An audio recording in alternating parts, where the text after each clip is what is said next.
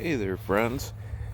Just me, Bill. I'm up here enjoying a nice, cool morning up here in Minnesota, and sitting here watching the chickadee fly in and out of my bird house over there that my son-in-law, who's more of a son than an in-law, built it for me. More decorative than to be used.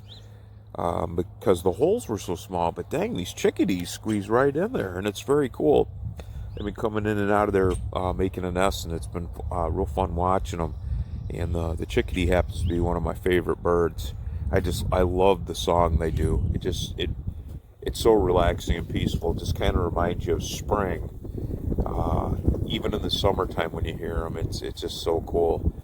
Uh, but yeah, it's interesting. I'm just out here enjoying the day and listening to nature and watching the birds and drinking my coffee. And thought I'd share a story from when I was younger. When, when I was a teenager, my friends used to call me Bullshittin' Bill because I used to tell a lot of stories. But anyhow, we all had nicknames back then. I think we forgot what our Christian names were and went by our nicknames more than anything else. But uh, yeah, and life is so weird. When I was a kid, it seemed like you had everything ahead of you, and you just had fun and just kind of lived in the moment, and it was just great times. There's a lot of things I look back on and wished I would have done more of, or did more with different people and stuff than I did. But I did have a lot of fun. But it's so weird because then when you grow up, you get to be an adult, and it's like everything just kind of changes. You kind of, I don't want to say you lose that, but you kind of forget that spirit you had when you were a kid.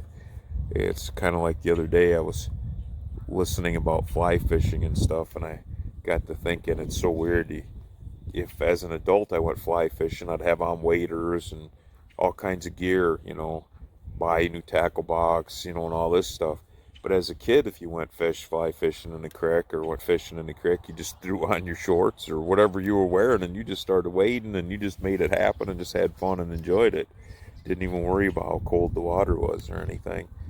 But it seems like as we get older, we kind of lose that sense of free spirit or whatever. We become more burdened down or locked into a job and making a living and family and that kind of thing. Or when you're a kid, you still have your family but your friends seem to mean more to you than just about anything else.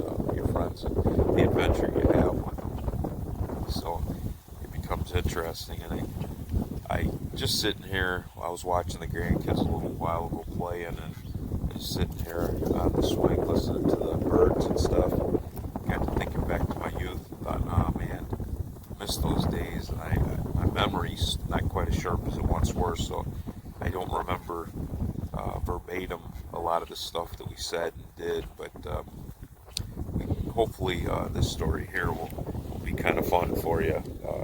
It was one day, one summer, we were thinking about going camping, and we were all excited and getting all our gear together. And back then, what consisted of gear was probably nothing more than a fishing pole, maybe a sleeping bag if you were lucky, or you might have took a bedroll or a blanket. Half of us just took our Carhartt coats, and that became your sleeping attire or your sleeping bag. But we'd grab whatever we had, maybe a can of soup or something. And our friend Billy Mack, he used to bring his P38 can opener so we could eat our dang soup. Because the first time we went camping, we brought all this canned soup thinking we were going to be like the men out west or something. They were going to eat beans like you see in the old Western movies where they sit around and they eat their beans out of the pan. So we were all excited. We bring our soup out there, our beans and stuff, and dang it, we didn't have anything to open the dang cans with. So we thought, well, we'll just put them in the fire, we'll heat them up, and then we'll maybe take a rock or something, try to bust them open and do something like that.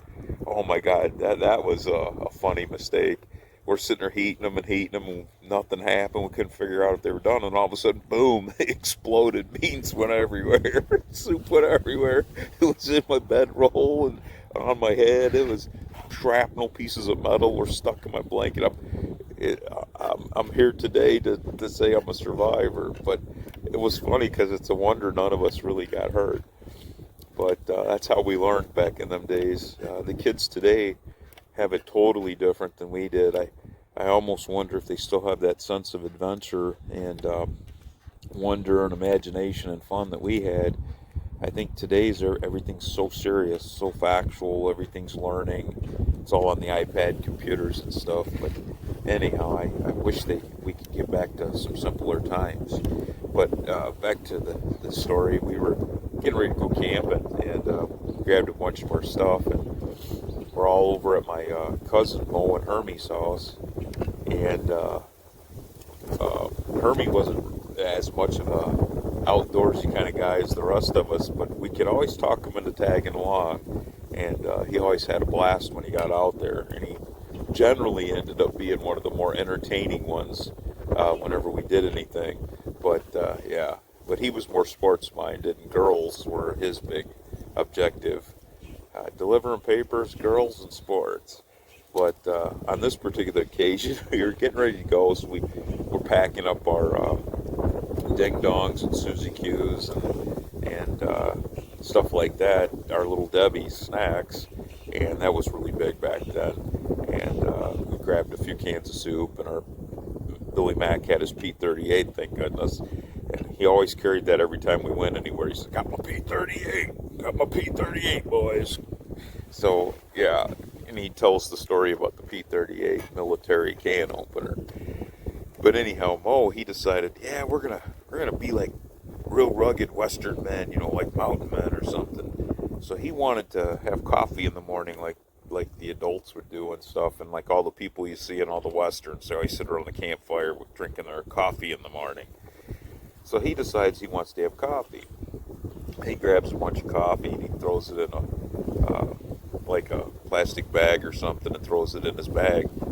And then he goes and gets a coffee can or coffee cups and throws them in the bag so we all had something to drink out of. And then he grabbed a coffee pot. So we didn't think anything more of it. We go out there and camp and spending the night out in the woods, and that was just a blast. We were just laughing and telling stories. I wished I could remember the stories and the things that we talked about back then, but we had some very entertaining talks, let me tell you. We were going to change the world. We could sit around for hours and talk about Bigfoot or UFOs, or we'd talk about hunting and who's going to get the bigger deer, and how many raccoons we'd see, and we'd talk about fishing and who had the best lures and who could fish the best, and we'd just tell stories, and who was the best fisherman on TV, and who's the best athlete, who's the best basketball player, Michael Jordan, best hockey team, the Blackhawks, or the Edmonton Oilers back in them days. But we were talking about all kinds of things and how we were going to change the world, whatever. And then we'd eventually end up, the fire would drone down, and we'd eventually get tired and fall asleep. And anyhow, the next morning, Mo gets up and he's making us this coffee, and we're eating our Little Debbie's and ho-hos and stuff, and sitting around trying to get the campfire going. We get the fire going again. The embers are still kind of hot from the night before. We throw a few pieces of wood on there and we get her going. And Mo decides he's going to make his coffee for us all. And we're all excited. We're half asleep sitting there. And he goes ahead and puts his coffee pot on and starts to make the coffee. And it was weird. I knew something wasn't right, but I couldn't quite figure it out, because I used to never really made coffee per se, but growing up, when you went to our grandparents' house, they were big coffee drinkers, and that's kind of all they drank. It's kind of funny because it's different now as an adult. When the grandkids come over, you got to have special juice, apple juice, milk, Kool-Aid. They all want something different. And I mean, back when we were kids, yeah, we drank a lot of Kool-Aid and water. Hell, we probably survived off of Kool-Aid and water. But when we went to our grandparents' house, they only drank coffee. So my grandma for years, my grandma and grandpa would make me coffee as a kid. That's probably why I was so wired and had ADD. But I'd sit there and they had these little yellow coffee cups, which was really cool because I remembered them as a kid. And when my grandparents passed away, I kind of inherited some of those cups. So it means a lot to me, those coffee cups. And some great memories there. But anyhow, for years, my grandma would make me coffee. And I always thought coffee was like awesome. I loved it. But it wasn't until I got to be an adult and I started making my own coffee that I realized something was awry.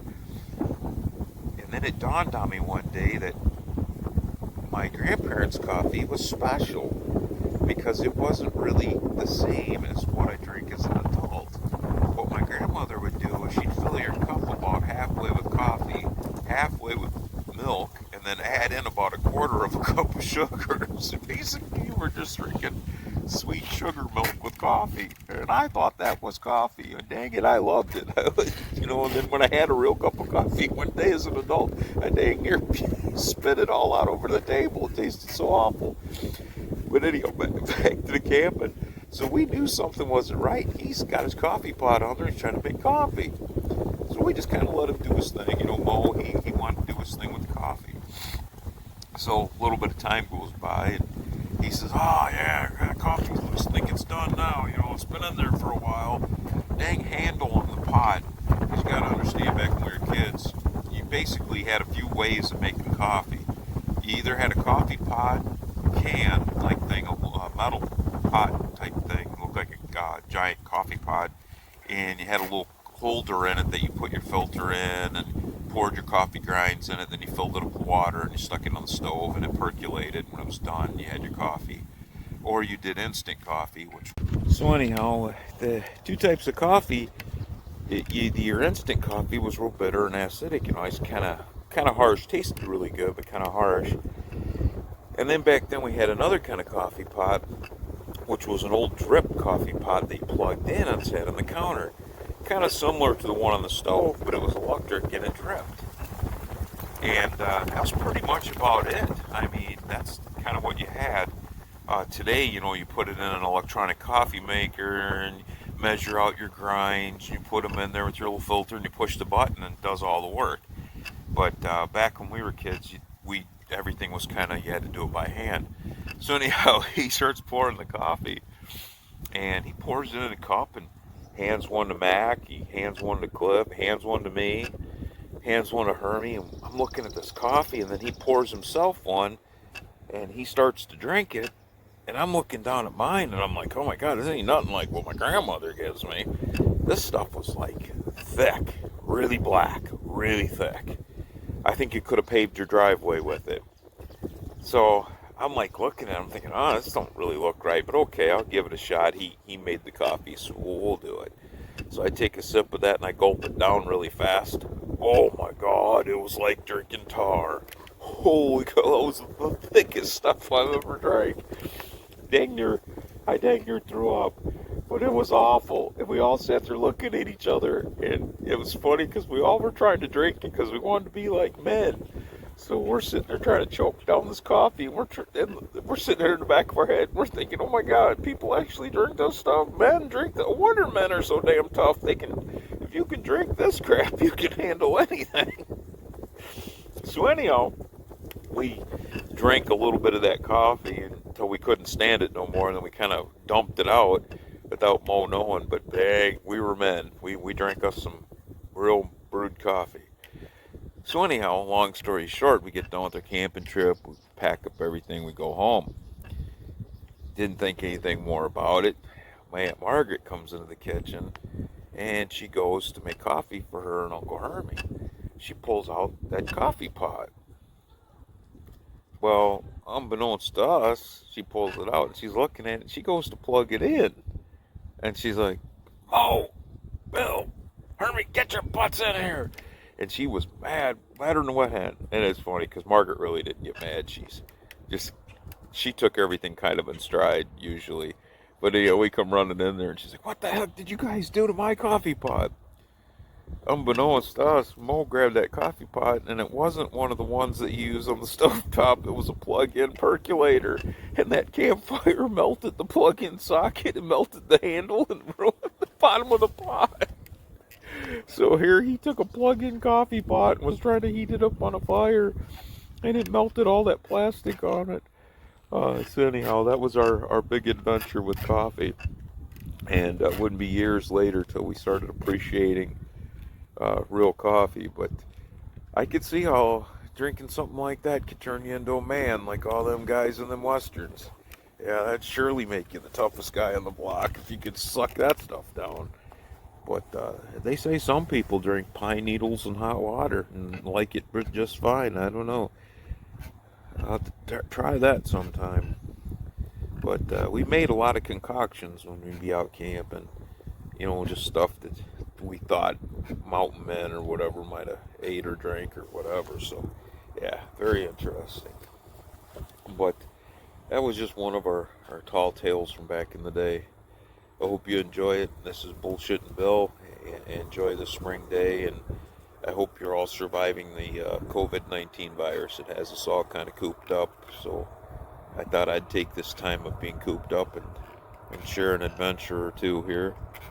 So I'll think of some more and see if I can jog my memory and maybe share some more fun stories with you. But try not to lose that sense of adventure and imagination you had when you were a kid, and try to get a little bit of that back and maybe share that with your own kids or grandkids or whatever, or share some stories with them of what life was like when you were growing up. Because I think today the kids got it a little bit different than we did. I mean, when we were kids, we'd go out all night long playing Ghosts in the Graveyard or tag or play hot box or catch 500, or we were always busy. Never in the house hardly at all. We were always out running around. Wherever your bicycle or your legs could take you, that was where your adventure went and ended. Yep. Anyhow, Bullshittin' Bill out. Enjoy your day. Stay safe.